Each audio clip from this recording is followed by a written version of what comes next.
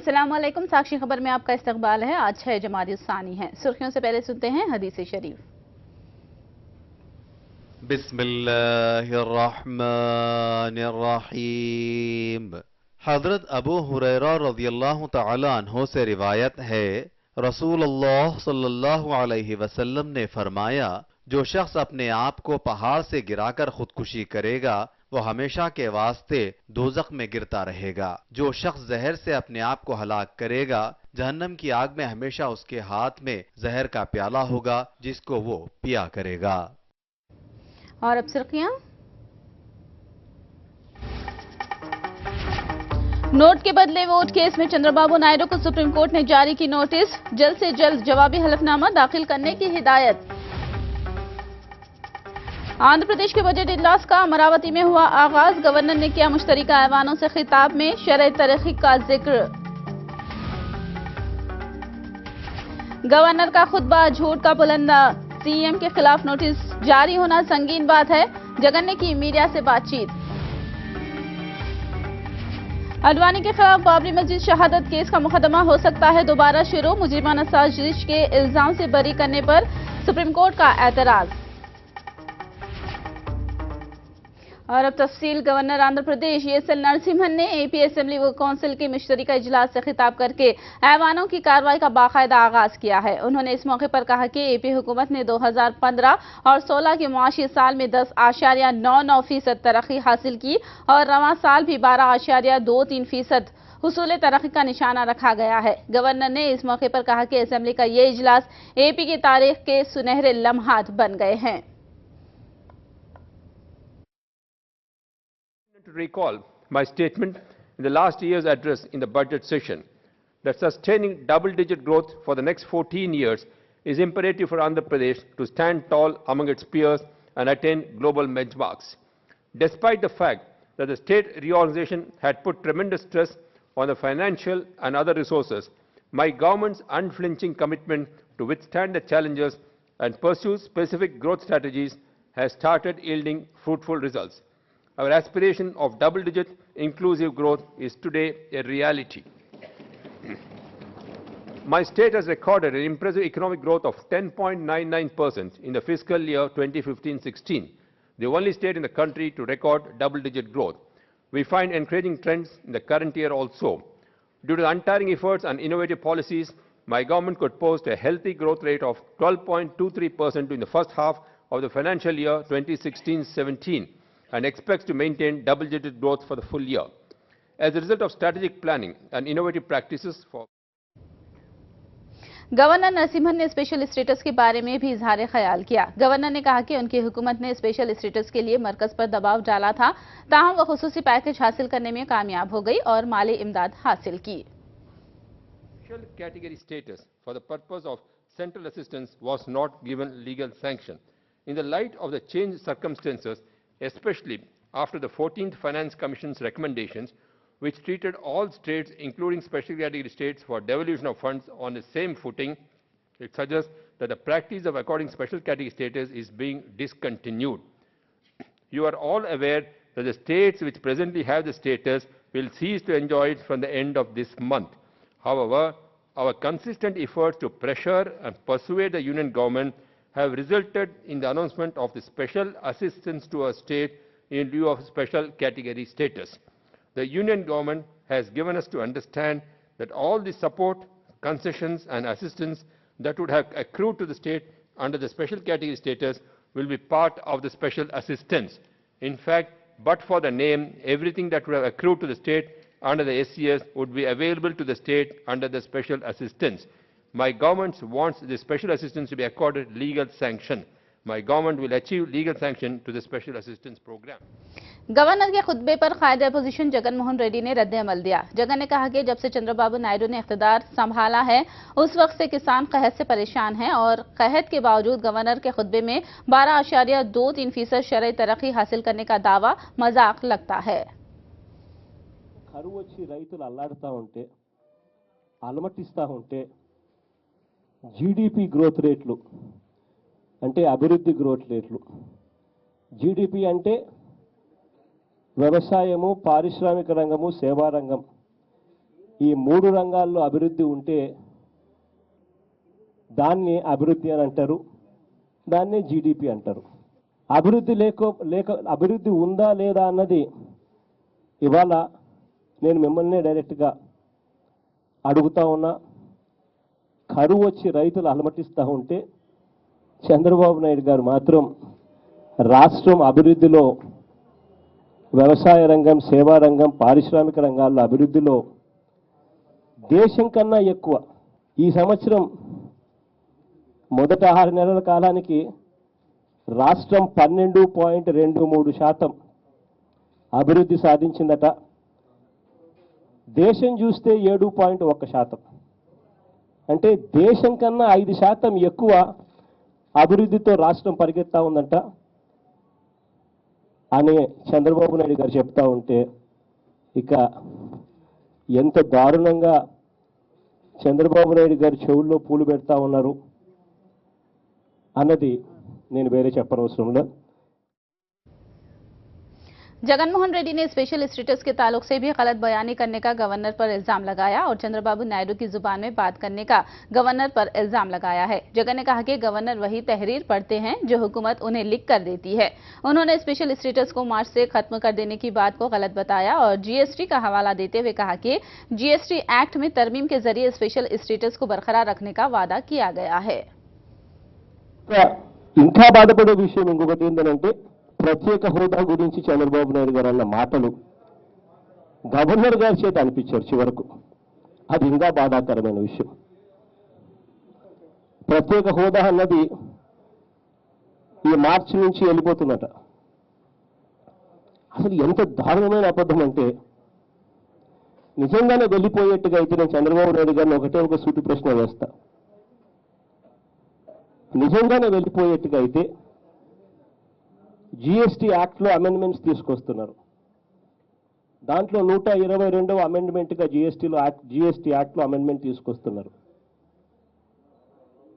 Article 274A clause 4 section G ఏం చెప్తుంది? GST ప్రొవిజన్స్లో special provisions will be made for special category states అని. అంటే దాని అర్థం ఏమిటి? జీఎస్టీ వచ్చినాక కూడా స్పెషల్ కేటగిరీ స్టేట్స్ కొనసాగుతాయని, స్పెషల్ కేటగిరీ స్టేట్స్కు స్పెషల్ ప్రొవిజన్స్ కూడా ఇవ్వబోతారు అన్నది క్లియర్ కట్గా చెప్తా ఉంది జీఎస్టీ యాక్ట్ ప్రకారం. అంటే ఇవన్నీ కూడా చాలా సుదీర్ఘంగా కూడా రేపు డిస్కస్ చేస్తాం. जगन ने कहा कि नोट के बदले वोट केस में वजीर आला चंद्रबाबू नायडू के खिलाफ सुप्रीम कोर्ट की जानिब से नोटिस जारी करना बड़ा ही संगीन मामला है। उन्होंने कहा कि एक वजीर आला के नाम नोटिस जारी होना संगीन बात है। जगन ने कहा कि नोट के बदले वोट केस में चंद्रबाबू ने कभी टैप होने वाली बात के होने की तस्दीक की है और न तरदीद की है। उन्होंने इल्जाम लगाया कि इस केस में चंद्रबाबू के एमएलए रंगे हाथों रिश्वत देते हुए पकड़े गए हैं। मुख्यमंत्री మీద సుప్రీం కోర్టు కేసు విన్న తర్వాత కేసు అడ్మిట్ చేసుకొని ఆ తర్వాత ముఖ్యమంత్రికి నోటీసులు ఇవ్వడం అన్నది చాలా చాలా పెద్ద విషయం అన్న సంగతి. చాలా చాలా పెద్ద విషయం అది. ఒక ముఖ్యమంత్రికి సుప్రీంకోర్టు కేసు విన్న తర్వాత కేసు అడ్మిట్ చేసుకొని నోటీసులు ఇవ్వడం అన్నది చాలా చాలా పెద్ద అంశం. అటువంటిది చంద్రబాబు నాయుడు గారు టాపిక్ డైవర్ట్ చేసేందుకు చాలా చాలా కష్టపడ్డాడు. ఆ కష్టపడతా ఉన్నప్పుడు నాకు ఇంకా ఆశ్చర్యకరమైన విషయాలు ఇంకా ఏమొచ్చాయి తెలుసా? ఇంకా ఆశ్చర్యకరమైన విషయాలు కొన్ని వచ్చాయి. ఆ కష్టపడుతూ చంద్రబాబు నాయుడు గారు అన్న ప్రతి మాటలోనూ కూడా ఎక్కడా కూడా చంద్రబాబు నాయుడు గారు ఆ వాయిస్ తనది కాదు అని అనలేదు. మన వాళ్ళు బ్రీఫ్డ్ మీ అని ఆ రోజు వచ్చిరాని ఇంగ్లీష్లో చంద్రబాబు నాయుడు గారు మాట్లాడిన మాటలు తనవి కాదు అని ఎప్పుడు అనలేదు.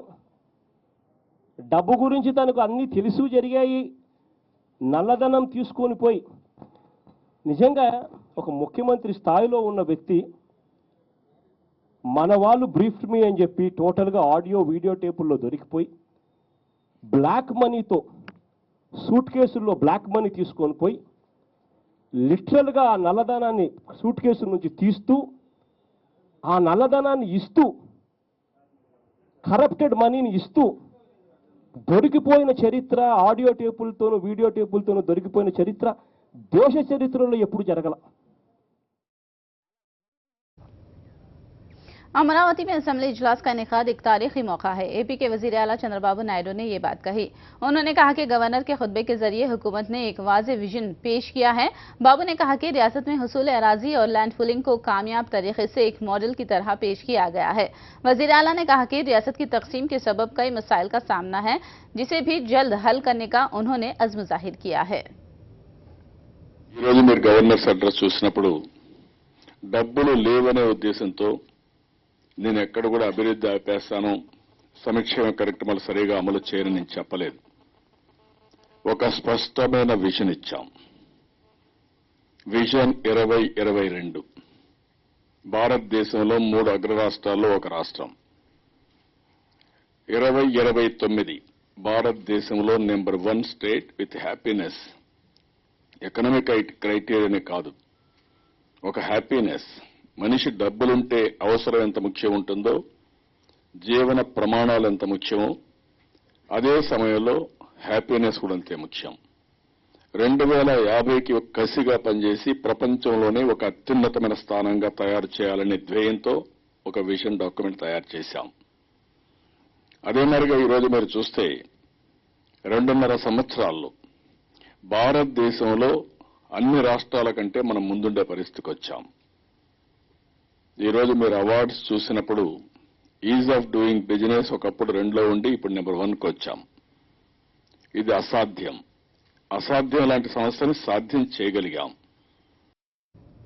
अपोजिशन लीडर वाईएस जगन की सदारत में विजयवाड़ा के R&B गेस्ट हाउस में वाईएसआर कांग्रेस लेजिस्लेचर पार्टी का इजलास मुनाकिद हुआ। 46 बड़े मसाइल को ऐवान में उठाने का पार्टी ने फैसला किया है।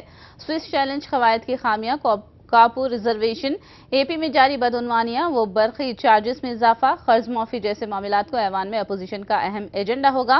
वाईएसआर कांग्रेस ने नई असेंबली में अवामी मसाइल पर मुबाहिस करते हुए दूरंदेशी के साथ मुस्बत फैसले करने पर जोर दिया है। वोट के बदले नोट मामले में एपी के वजीर आला चंद्रबाबू नायडू को सुप्रीम कोर्ट ने नोटिस जारी की है। जितनी जल्दी हो सके काउंटर दाखिल करने की हिदायत दी है। हाईकोर्ट के फैसले को चैलेंज करते हुए वाईएसआर कांग्रेस एमएलए आला रामाकृष्ण रेड्डी की जानिब से सुप्रीम कोर्ट में दाखिल किए गए पिटीशन पर सुप्रीम कोर्ट में समाअत हुई। याद रहे कि दरखास्त गुजार केस में लोकस स्टैंडी न होने के सबब साबिक में बाबू को हाईकोर्ट से राहत मिली थी। दरखास्त गुजार ने लोकस स्टैंडी से मुतालिक सुप्रीम कोर्ट में दरखास्त दाखिल की है। दरखास्त गुजार ने अपना मौक़िफ़ पेश करते हुए कहा कि वोट के बदले नोट मामला इन्हज़ाद बदउनवानी के तहत आता है, जिससे इत्तेफाक करते हुए सुप्रीम कोर्ट ने चंद्रबाबू नायडू को नोटिस जारी की है। वोट के बदले नोट मामले में एमएलए स्टीफन से इस वक्त चंद्रबाबू नायडू ने फोन पर क्या बात की थी, आइए एक बार सुनते हैं।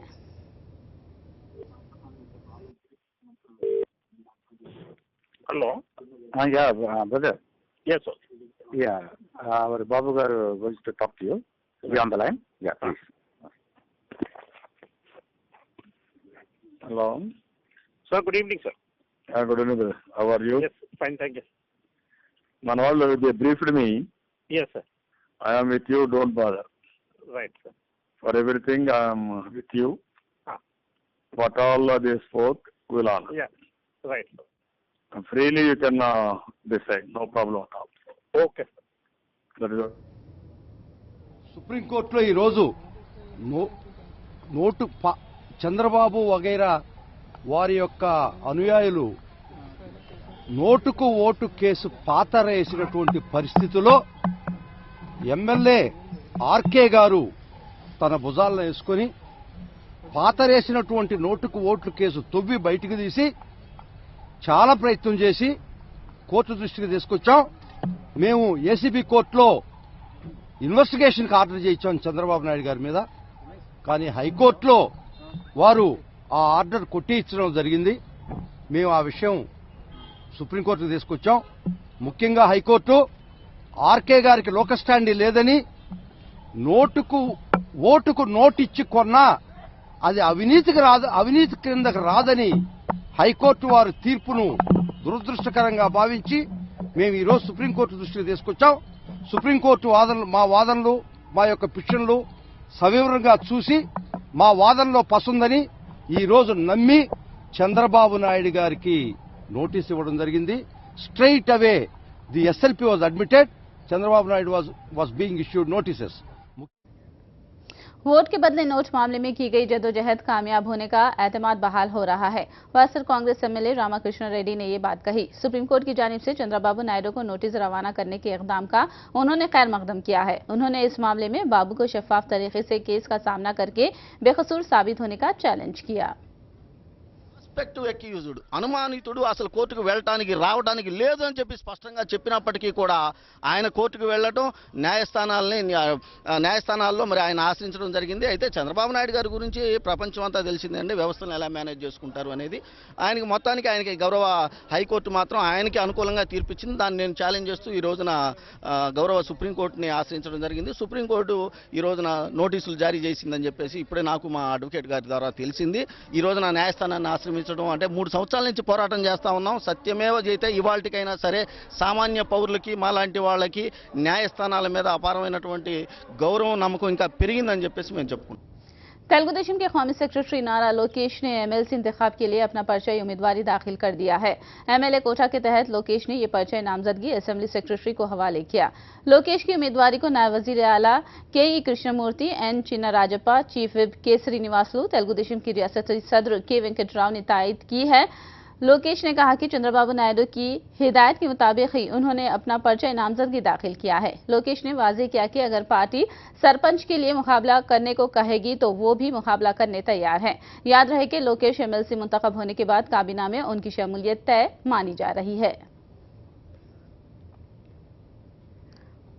उर्दू जुबान में तेलंगाना असेंबली के वेबसाइट का स्पीकर असेंबली मधुसूदन चारी और काउंसिल चेयरमैन स्वामी गौड़ ने इफ्तिताम जाम दिया। इस ज़िमन में असेंबली के इहाते में एक तकरीब मुनक़िद की गई। स्वामी गौड़ ने उर्दू जुबान को जिंदगी का हिस्सा करार दिया और कहा कि तेलुगु जुबान के साथ उर्दू जुबान में असेंबली उमूर और दीगर तफसीलात वेबसाइट पर पेश किए जाएंगे ताकि हर कोई इस्तिफादा कर सके। वाज़ेह है कि ये वेबसाइट पहले सिर्फ अंग्रेजी जुबान में हुआ करती थी। इस मौके पर मुनक़िदा तकरीब में असेंबली उमूर के वजीर हरीश राव, कांग्रेस की काउंसिल में deputy leader P Sudhakar Reddy, दीगर अवामी नुमाइंदे और आला ओहदेदार मौजूद थे।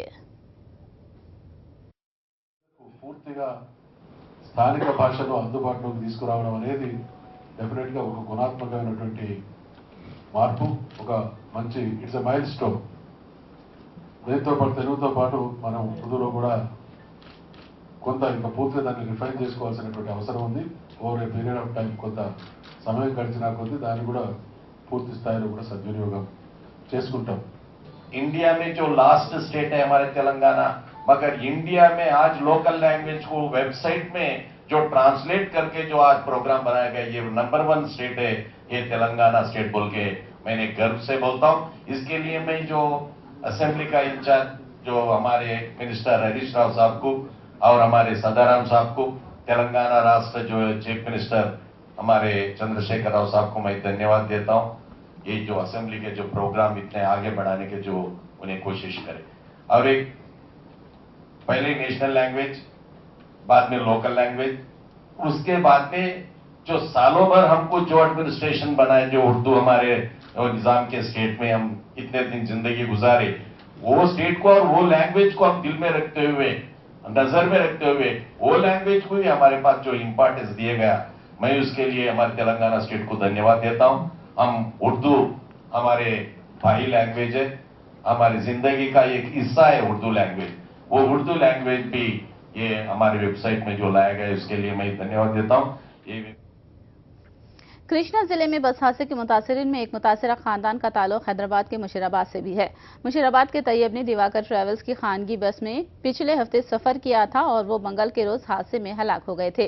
तैयब की हलाकत के बाद उनका खानदान बेसहारा हो गया। तैयब के लवाहिकीन में बेवा के अलावा 4 छोटे बच्चे हैं।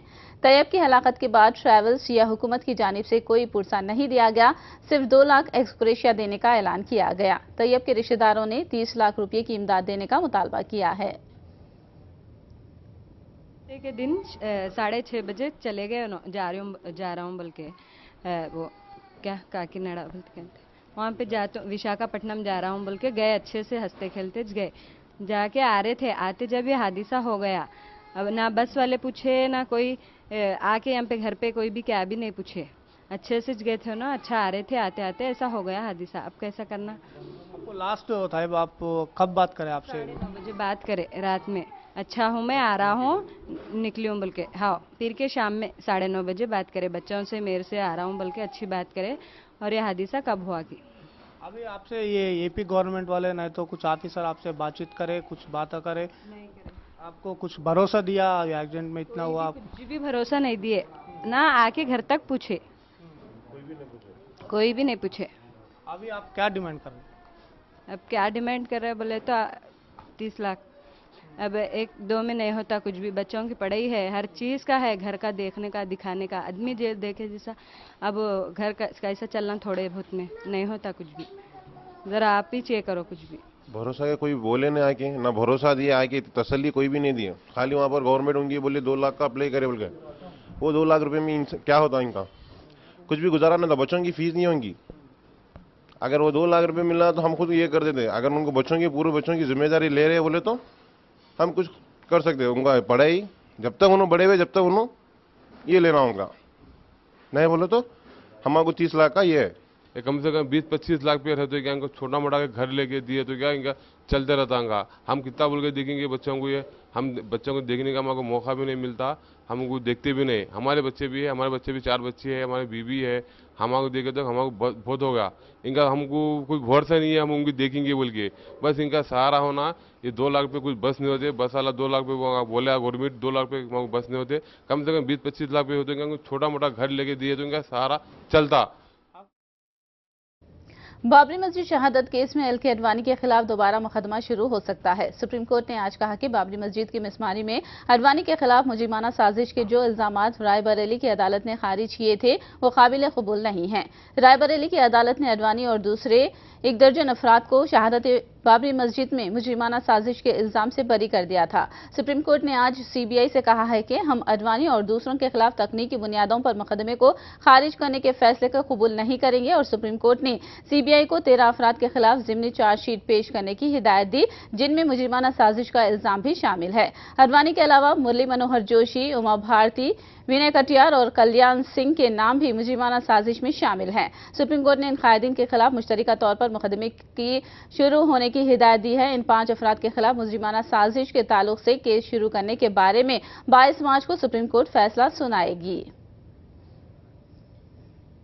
उत्तर प्रदेश असेंबली इलेक्शन के लिए आखिरी मरहले की इंतखाबी मुहिम का आज इख्तिताम हुआ। 8 मार्च को होने वाली पोलिंग के लिए आज वजीर आजम नरेंद्र मोदी ने रामनगर और दूसरे मकामात पर रैलियों में हिस्सा लिया। मोदी ने रोड शो भी किया और वो साबिक वजीर आजम लाल बहादुर शास्त्री के मकान भी गए और उन्होंने यहां कुछ वक्त भी गुजारा।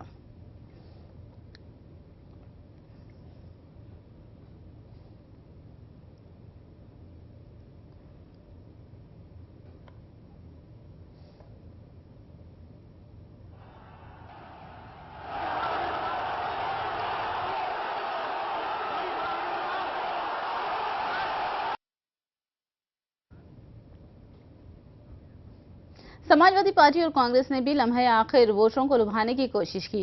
वजीर आला अखिलेश यादव और उनकी अहलिया डिम्पल यादव और कांग्रेस के नायब सदर राहुल गांधी ने मुख्तलिफ मकामात पर इंतखाबी रैलियों से खिताब किया। 8 मार्च को उत्तर प्रदेश में 7वें और आखिरी मरहले की पोलिंग होगी, जबकि 11 मार्च को नताइज का ऐलान होगा। आखिर में सुर्खियां एक बार फिर। नोट के बदले वोट केस में चंद्रबाबू नायडू को सुप्रीम कोर्ट ने जारी की नोटिस, जल्द से जल्द जवाबी हलफनामा दाखिल करने की हिदायत। आंध्र प्रदेश के बजट इजलास का अमरावती में हुआ आगाज, गवर्नर ने किया मुश्तरका ऐवानों से खिताब में शरई तरक्की का जिक्र। गवर्नर का खुतबा झूठ का पुलंदाज, सीएम के खिलाफ नोटिस जारी होना संगीन बात है, जगन ने की मीडिया से बातचीत। अडवाणी के खिलाफ बाबरी मस्जिद शहादत केस का मुकदमा हो सकता है दोबारा शुरू, मुजरिमाना साजिश के इल्जाम से बरी करने पर सुप्रीम कोर्ट का एतराज। साक्षी खबर में फिलहाल इतना ही। साक्षी टीवी पर खबरों का सिलसिला जारी रहेगा।